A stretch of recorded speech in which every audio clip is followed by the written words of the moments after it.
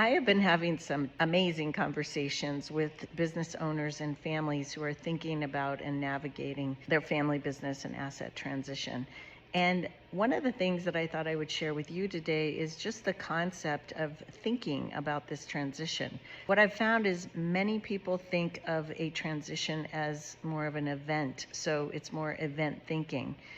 This is going to happen then, and that's it. The transition is going to take place. And usually that's hopefully fairly far off in your future, depending on what you're doing with some of your tax strategies and estate strategies and business strategies. All of those things come into play. What I'd like to do is invite you into shifting that thinking from event thinking to more of timeline thinking.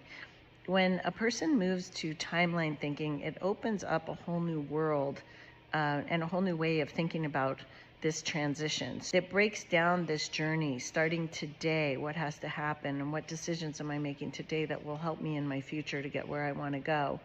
It reduces the anxiety, it enhances your clarity, and it creates a space for you to prepare for what's coming. It also gives kind of, in a way, a contingency plan. It's like, what happens if something happens to me? People can pick that timeline up and they can know at least what you were thinking and what your intentions were. Any strategy, including a timeline, is just an intention on paper. It's just a place for you to organize and write things down.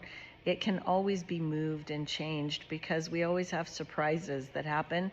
Sometimes they're very positive surprises in our lives, and sometimes they're pretty challenging, but typically things don't always go as we envision or how we plan them. I'm excited because we have got a new document out called the Transition Timeline Starter Kit, and it's on our website. I think a really great place to just get your head around what is a timeline and how could I use it. Things that go on it, and it talks about that in this document, are milestones and any triggers you might have. Triggers like, hey, when I get to X million dollars, then I want this to happen. So it's a if-then kind of a trigger.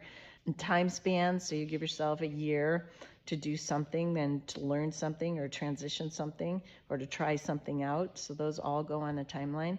And this document is really cool. So I'd like to invite you to go out there and check it out. We also are going to be doing a short class. It's just going to be a short class where people can sign up and come in and actually build and do a timeline. I hope this was helpful for you, and best wishes on your journey and on your timeline.